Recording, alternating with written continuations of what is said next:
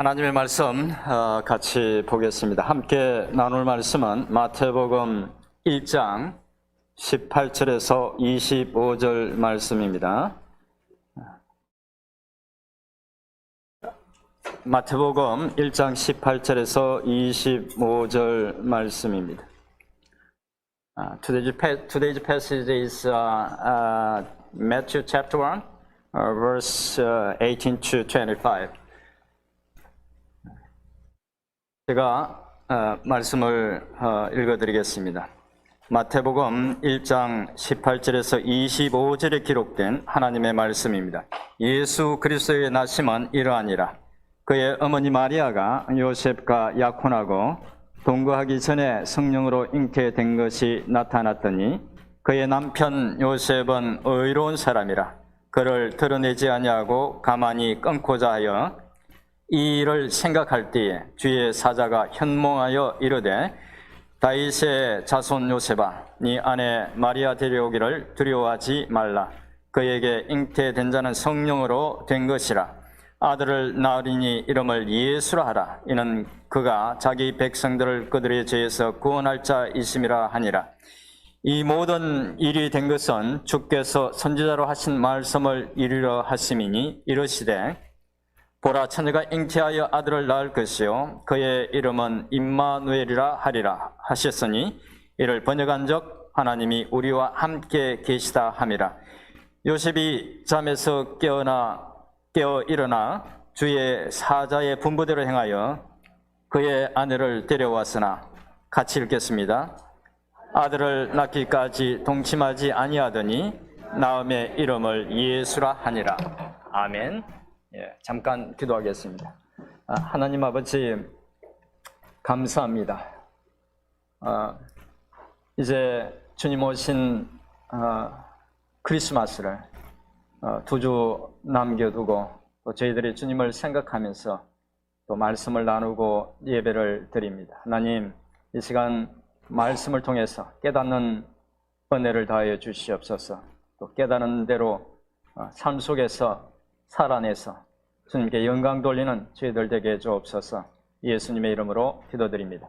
아멘. 예수님이 탄생하신 크리스마스가 이제 2주 앞으로 다가왔습니다. 밖에 나가면 여기저기서 캐롤송이 들리고 아름답게 장식한 크리스마스 트리와 또 화려한 조명들이 크리스마스 분위기를 한층 더 돋우는 것 같습니다. 그런데 사실 성경은 예수님이 태어나신 날을 정확히 말하고 있지 않습니다. 지금 12월 25일에 지키고 있는 크리스마스는 많은 분들이 알고 계시듯이 로마의 황제 콘스탄티누스 황제가 AD 313년에 기독교를 국교로 삼은 후 로마와 또 이집트 그 일대에 있던 사람들이 지내고 있던 그 태양신 숭배 축일과 또 농사의 신에게 제사를 지내던 그 농신제를 예수님의 탄생일로 바꾸면서 지정하면서 생겼습니다. 그래서 일부 사람들은 크리스마스가 실제로 주님이 탄생한 날이 아니기 때문에 크리스마스를 절기로 지낼 필요가 없다고 주장하기도 합니다. 또 여러분들을 더 혼란스럽게 만드는 것인지도 모르지만 동방정교에서는 옛날 달력을 따라서 1월 7일 날 크리스마스로 지냅니다. 그런데 사실 중요한 것은 언제 태어났느냐가 아니라 태어났다는 사실이 중요하죠.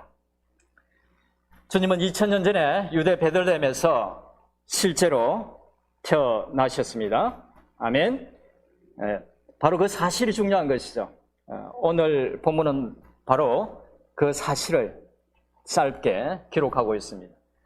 크리스마스를 맞이하면서 오늘은 예수님의 탄생에 대한 짧은 기록 속에 마태가 언급하고 있는 동정녀 예수님이 동정녀 마리아에게서 났다는 사실과 그 사실의 중요성, 그리고 그렇게 태어난 예수님의 또 다른 이름인 임마누엘이라는 그 의미, 그리고 주님의 성육신 사건이 우리에게 주는 교훈에 대해서 살펴보면서 성탄의 특별한 의미를 한번 생각해 보도록 하겠습니다. 먼저 예수님이 동정녀에게서 나셨다는 사실과 그것이 의미하는 바의 중요성에 대해서 살펴보겠습니다. 18절 말씀을 우리 한번 같이 다시 한번 읽어 보도록 하겠습니다. 18절입니다. 시작. 그리스도의 나심은 이러하니라. 그의 어머니 마리아가 요셉과 약혼하고 동거하기 전에 성령으로 잉태된 것이 나타났더니, 주님은 어머니 마리아가 요셉과 동거하기 전에 이미 성령으로 잉태되었다고 기록하고 있습니다. 일반적인 그런 부부관계에 의해서 잉태된 것이 아니라 결혼하기 전에 이미 성령에 의한 생명이 처녀였던 마리아의 태에 생겼다는 것입니다. 예수님의 이 동정녀 마리아에게서 태어났다는 사실을 가리켜서 동정녀 수태교리라고 합니다. 그런데 이 교리는 정통 기독론의 아주 중요한 교리입니다. 그래서 사도신경 속에 들어있고, 우리는 매주 주님이 동정녀에게서 태어났다는 사실을 그렇게 예배를 드리면서 고백하고 있습니다. 그렇다면 주님이 동정녀에게서 나셨다는 사실이 왜 중요할까요? 이 사실이 중요한 이유는 동정녀를 통한 메시아의 탄생이 하나님의 놀라운 지혜를 담고 있는 그 인간을 구원하기 위한 계획이고, 계획 또 그 약속과 관련이 있기 때문입니다. 창세기 3장 15절부터 16절 말씀을 우리 같이 한번 읽어 보도록 하겠습니다. 창세기, 제가 읽어 드리겠습니다. 창세기 3장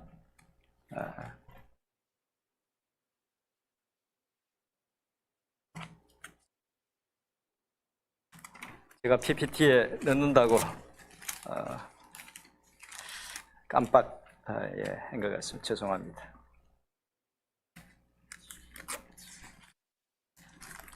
창세기 3장 15절 16절입니다. 제가 읽어드리겠습니다. 내가 너로 여자와 원수가 되게 하고 내 후손도 여자의 후손과 원수가 되게 하리니 여자의 후손은 네 머리를 상하게 할 것이요 너는 그의 발꿈치를 상하게 할 것이니라 하시고, 또 여자에게 이르시되 내가 네게 임신하는 고통을 크게 더하리니 네가 수고하고 자식을 낳을 것이며 너는 남편을 원하고 남편은 너를 다스릴 것이니라 하시고. 아멘. 이 말씀 보통 이제 원시 복음이라고 합니다. 이 말씀 속에는 기독교 신앙의 기초가 되는 아주 중요한 두 가지 요소를 포함하고 있습니다. 하나는 아담의 원죄가 인간에게 미치는 그 저주로서 인간은 끝없이 사탄의 공격을 받게 된다는 것입니다.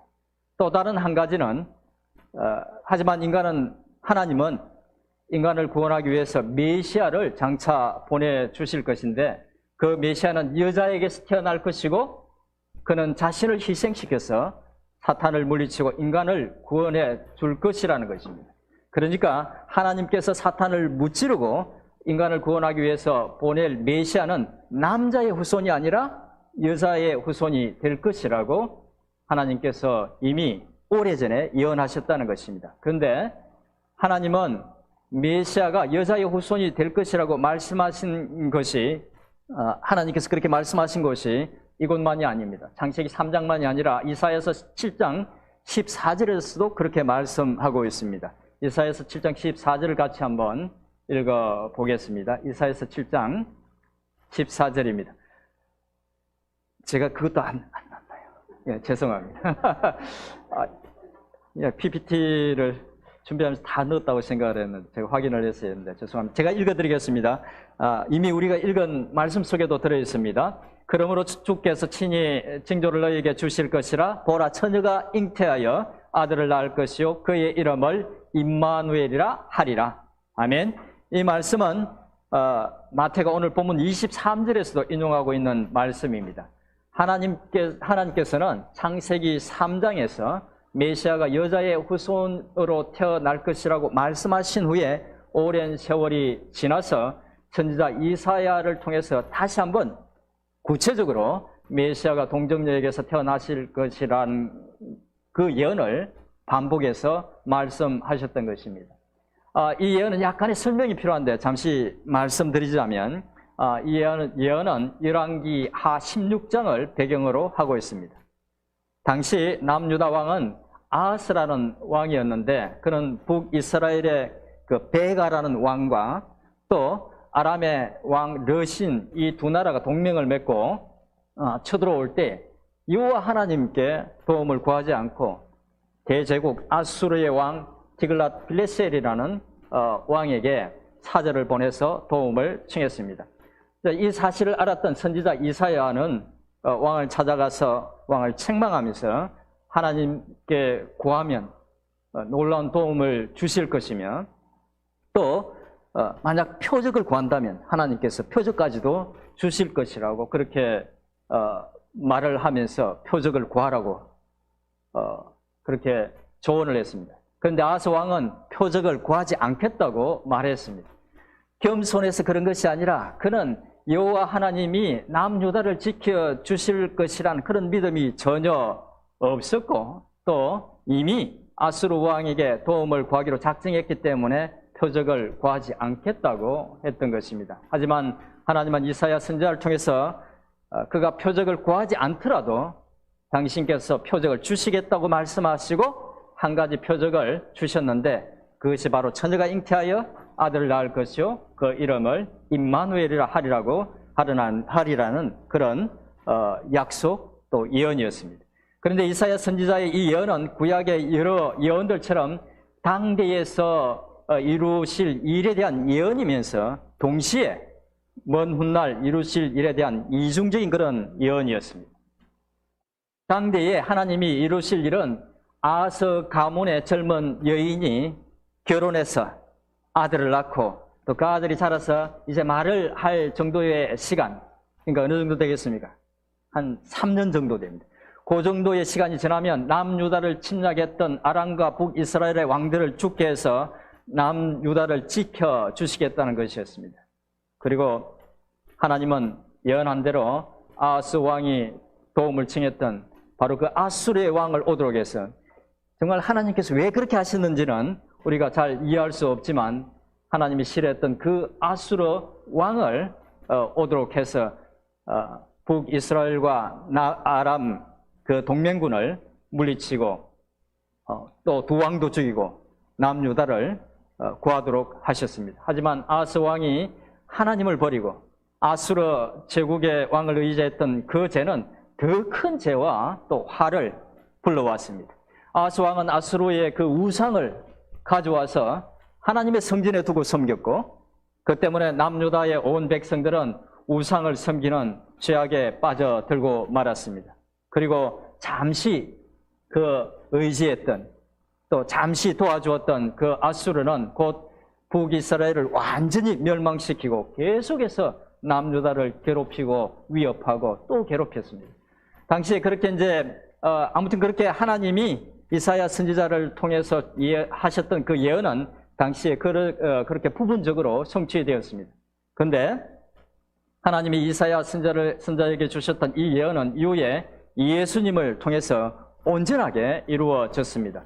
예언처럼 여인의 후손으로 오신 메시아는 동정녀 마리아에게서 나신 예수님은 그 이름처럼 임마누엘 하시면서 인간을 죄와 사망으로부터 구원해 주셨던 것입니다.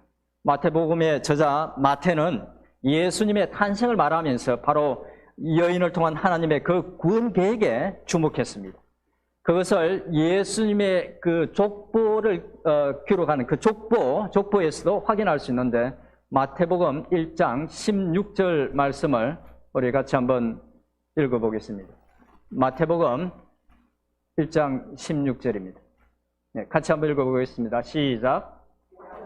마리아의 남편 요셉을 낳았으니 마리아에게서 그리스도라 칭하는 예수가 나시니라. 아멘. 이 이 말씀 앞에서 계속해서 이제 족보에 대해서 이야기를 하면서 아버지 이름을 이야기하고 그 아버지가 누구를 낳았다고 계속 해옵니다. 그런데 예수님에 이르러서는 요셉이 낳았다고 말하지 않고 마리아에게서 그리스도가 낳았다고 말합니다. 가부장적인 그런 어떤 문화가 강한 이스라엘 문화를 생각한다면 여자의 후손이라고 명시하고 있는 것과 마태가 예수님 요셉이 아닌 마리아에게서 태어났다고 기록하고 있는 것은 특별한 의미가 있는 것입니다. 성령님께서 그 성경을 기록하면서 그것을 보게 하시고 깨닫게 하시고 그래서 기록에 남긴 것입니다. 마태는 예수님의 탄생에 대한 신비로운 그 일들을 기록하면서 여자의 후손을 통한 하나님의 계획이 이사야 선지자 예언을 거쳐서 예수 그리스도를 통해서 성취되고 있음에 주목했던 것입니다. 그렇다면 하나님은 왜 여자의 후손을 통한 구원을 계획하셨을까요? 하나님이 여자의 후손을 통한 구원을 계획하신 데에는 하나님의 심오한 그런 지혜가 숨어 있습니다. 메시아가 여자의 후손으로 태어나야 하나님의 구원 계획을 성취할 수 있는 참 인간이면서 참 하나님이 될 수 있었기 때문입니다. 우선 하나님께서 하나님께 인간이 진 죄를 갚기 위해서는 하나님께 인간이 진 죄를 갚기 위해서는 메시아는 반드시 인간이어야 했습니다. 그리고 그 인간은 하나님이 받으시는 온전한 피의 제사를 드려야 했기 때문에 특별히 그는 죄가 없는 인간이어야 했습니다. 만약 예수님이 요셉과 마리아의 그 평범한 아들로 태어났다면 예수님도 죄를 진 아담의 후손일 뿐이죠. 그래서 자신이 죄인이기 때문에 다른 사람은 그냥 자신조차도 구원할 수 없었을 것입니다. 그래서 주님은 동정녀였던 마리아를 통해서 성령으로 잉태되어서 죄 없는 육신으로 탄생했던 것입니다. 주님은 인간의 죄에 대한 형벌을 대신 받으시기 위해서 그렇게 인간의 죄값을 완전히 갚기 위해서 죄 없는 사람이 되셔야 했던 것입니다. 하지만 죄 없는 사람이 되는 것만으로 부족했습니다. 인간의 죄값을 다 갚으시고 죽으신 후에는 그냥 그걸로 끝이 아니죠. 부활로 승리하셔야 했습니다. 또 당신을 믿는 이들과 구원과 당신을 믿고 의지하는 당신의 백성들에게 구원과 부활의 은혜를 주어야 했습니다. 그러기 위해서는 그는 또한 하나님이셔야 했습니다. 그래서 하나님이신 그분이 성령으로 동정녀에게 잉태되셨던 것입니다. 정리해서 말씀드리면 예수님이 동정녀의 몸을 통해서 성령으로 잉태되고 태어나셨던 이유는 그렇게 해야 죽음의 근세를 깨뜨리고 부활하실 뿐만 아니라 믿는 이들에게도 생명을 줄 수 있는, 영생을 줄 수 있는 하나님이 될 수 있었기 때문에, 그래서 죄 없는 몸으로, 인간의 몸으로 그렇게 동정녀에게서 태어나셨던 것입니다. 이제 그렇게 동정녀 마리아에게서 태어나신 예수님의 또 다른 이제 이름, 임마누엘의 의미에 대해서 말씀을 드리겠습니다. 히브리어로 임이라는 것은 함께, 투게더라는 그런 의미입니다. 또 대명사로서 아노히라는 것은 나, 우리라는 그런 뜻입니다. 그래서 또 그리고 이제 엘이라는 말은 하나님을 가리킵니다. 그래서 이 어원들이 합쳐져서 임마누엘, 하나님이 우리와 함께 하신다는 그런 임마누엘의 의미가 된 것입니다. 그런데 예수님에게 붙여진 그 임마누엘이라는 이름은 긴 구속사 속에서 하나님이 그 당신의 택한 백성인 이스라엘에게 줄곧 보여주신 모습을 말하기도 합니다. 하나님은 애굽에서 고난을 당하고 있던 이스라엘 백성들에게 준비하신 그 지도자 모세를 보내주시고 또 홍해의 기적을 통해서 또 유월절의 기적을 통해서 그들을 구출해 내셨습니다. 이후 구에는 이스라엘 백성들과 그 시내 광야를 거쳐서 시내산에 가셨을 때에 그들과 언약식을 가졌습니다. 그 언약은 하나님은 그들의 백성이, 그들의 하나님이 되고 그들은 하나님의 백성이 되어서 하나님이 주신 율법을 따르며 살겠다는 그런 약속, 그런 언약이었습니다. 하나님은 이스라엘 백성들과 그렇게 언약을 맺으신 후에 모세에게 그들의 진중 한가운데 성막을 짓게 하셨습니다. 그리고 성막의 지성소에 언약궤를 두고 그곳에서 이스라엘을 대표하는 대제사장을 만나고 또 그곳에서 이스라엘 백성들에게 당신이 하실 말씀들을 이루겠다고 그렇게 하셨습니다. 하나님이 이스라엘 진영 한가운데 성막을 짓게 하시고 바로 그곳에 머무시면서 당신의 백성들과 함께 하시겠다는 것이었습니다. 그러니까 당신의 백성들 가운데 그렇게 임마누엘 하시겠다는 것이었습니다. 그때부터 하나님은 그 백성들이 배신했을 때에도, 하나님을 만홀히 여겼을 때에도, 심지어 하나님을 우상의 하나와 같이 취급했을 때에도 변함없이 한결같이 신실하게 임마누엘 하셨습니다. 하지만 안타깝게도 이스라엘 백성들은 끝내 그들을 세상을 향한 당신의 축복의 통로로 사물이 했던 그 하나님의 뜻을, 하나님의 그 깊은 뜻을 깨닫지 못했습니다. 그럼에도 불구하고 하나님은 포기하지 않으셨습니다. 하나님은 여러 선지자들을 통해서 예언하신 대로 당신의 독생자 예수를 보내주셨습니다. 주님은 하나님 아버지의 뜻에 순종해서 죄악에 갇혀서 한 발자국도 하나님 앞으로 나오지 못하는 인간들을 살리기 위해서 인간의 몸을 입고 직접 이 땅에 오셨습니다. 그리고 아무런 자격도 없는 인간을 위해서 십자가를 지셨습니다. 그리고 그 희생을 통해서 이제는 공로가 아니라 믿음을 통한 구원의 길을 여시고 모든 믿는 이들의 심령 속에 성령으로 임마누엘 하셨습니다. 그 임마누엘의 주님은 지금도 저와 여러분들의 심령 속에 계십니다. 아멘. 아멘. 이제 마지막으로 주님의 성육신이 주는 중요한 한 가지 교훈과 그것이 전도에 대해서 의미하는 바를 생각해보고 말씀을 마치겠습니다. 주님은 죄로 말미암아 인간의 그 비참함을 보고 어둠의 권세에 사로잡혀 살아가는 그 인간의 비참함을 보고 성부 하나님의 뜻에 순종해서 인간을 그 죄와 죽음의 속박에서 구원하기 위해서 성육신 하셨습니다. 인카네이션 하셨던 것이죠. 인간이 당한 문제를 해결할 수 있도록 그냥 조언만 하신 것이 아니었습니다. 이렇게 하면 죄에서 벗어날 수 있다, 이렇게 하면 잘 살 수 있다고 그렇게 조언만 하신 것이 아니라 주님은 실제로 비참한 가운데 살아가고 있는 인간에게 오셔서 그들 중에 하나가 되시고 또 그들과 같이 살면서 그들에게 천국 복음을 전하시고 병자들을 치유해 주시고 귀신들을 쫓아내 주셨습니다. 그리고 마침내 실제로 자신을 십자가의 제물로 드려서 죄의 속박에서 벗어나게 하셨습니다.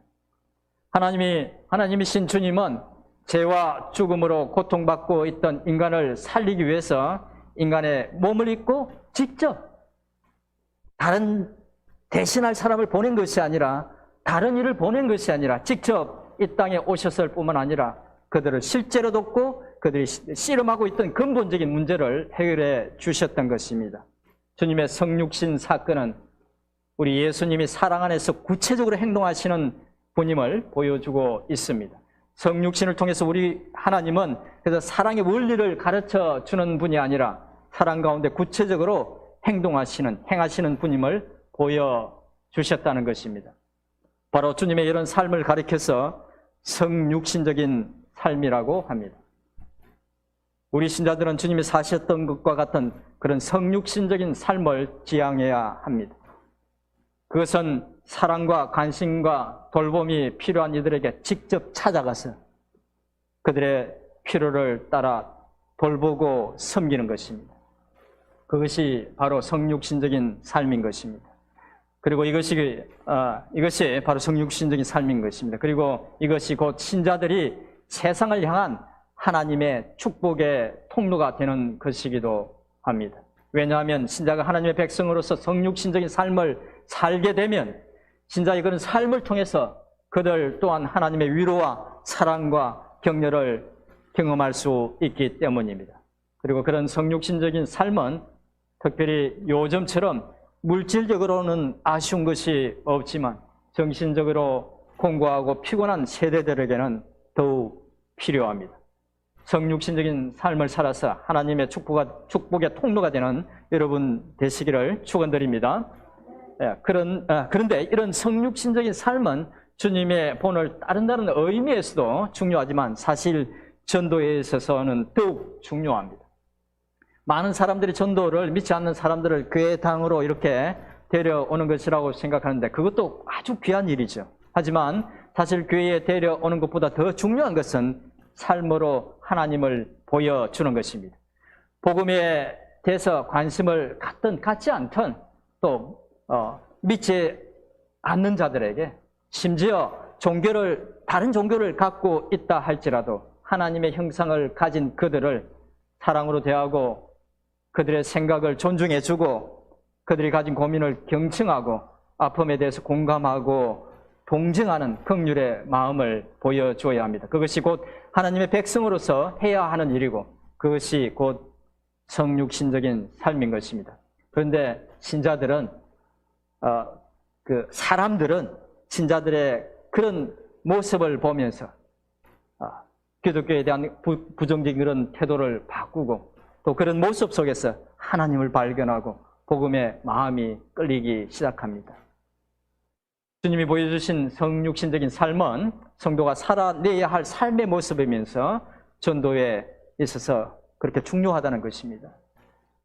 주님이 보여주신 그런 성육신적인 삶을 잘 살아서 세상을 향한 하나님의 축복의 통로가 되고 또 많은 사람들에게 주의 선하심을 증거하는 여러분들 되시기를 주님의 이름으로 축원합니다. 네. 이제 주신 말씀 생각하면서 한 2-3분 정도 함께 기도하겠습니다. 살아계신 은혜로우신 하나님 아버지, 오늘도 귀한 말씀으로 저희를 교훈해 주셔서 감사합니다. 아버지 하나님, 정말 성육신적인 그런 귀한 삶을 살아가는, 그래서 임마누엘 하시는 하나님을 보여주는 저희들이 될 수 있도록 도와주시옵소서. 하나님, 저희 연약함을 아시는 아버지 하나님, 때마다 일마다 성령께서 함께 하시고 붙들어 주시고 인도해 주셔서 주님이 소원하시는 그런 아름다운 삶을 살아가는 저희들에게 도와주시옵소서. 주님을 찬양하고 의지하고 감사드립니다. 주님 사랑합니다.